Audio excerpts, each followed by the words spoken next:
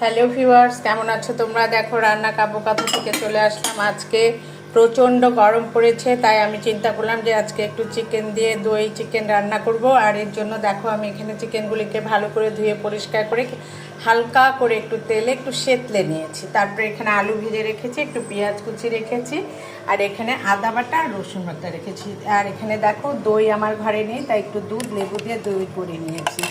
ওকে, চলো তবে রান্নায় চলে যাই। দেখো প্রচণ্ড গরম পড়ছে, আমি রান্না করছি আর এত কষ্ট লাগছে, তারপরে তো রান্না করে খেতে হবে। দেখো তেল দিয়ে দিলাম আমি। আজকে আমি কোনো হলুদ গুঁড়া বা মরিচের গুঁড়া এগুলো ব্যবহার করব না। প্রথমে আমি তেলের মধ্যে একটু তেজপাতা দিয়ে দিলাম। তেজপাতা দিয়ে দিতে দিতে এখানে আমি পেঁয়াজগুলিকে দিয়ে দিব, যে পেঁয়াজ কেটে রেখেছি এই পেঁয়াজ দিয়ে দিব। দইটা হচ্ছে শরীরের জন্য খুবই উপকারী। এটা হচ্ছে আমাদের শরীরে ভালো ব্যাকটেরিয়া সৃষ্টি করে এবং খারাপ ব্যাকটেরিয়াকে ধ্বংস করে ফেলে, এবং এটা অ্যান্টিঅক্সিডেন্টেরও কাজ করে।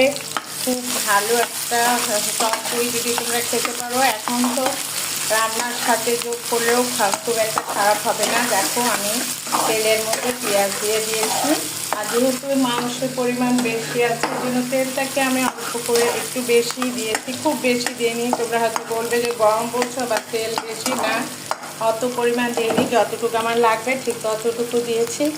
এখানে দিলাম রসুন বাটা আর হচ্ছে আদা বাটা, কারণ মুরগির মাংসের জন্য আমরা জানি যে রসুন বাটাটা একটু বেশি দিতে হয়। আর গরুর মাংস যদি রাখো, খাসির মাংস রাখো, তাহলে আদা বাটাটাকে একটু বেশি, বেশি মানে পরিমাণ মতো, একেবারে অল্প দিলে স্বাদ হবে না। তোমার মাংস কেনা, মাংস রান্না সব কিছু হয়ে যাবে। দেখো এই যে আমি ভাজা ভাজা করছি। আসলে রান্না হচ্ছে একটা আর্ট। এটাকে তুমি তোমার মনের মাধুরী মিশিয়ে যখন যত্ন করে রান্না করবে, ঘরের লোকজনকেও তৃপ্তি হবে, তোমার শরীরেও সেই মানে শান্তি হবে।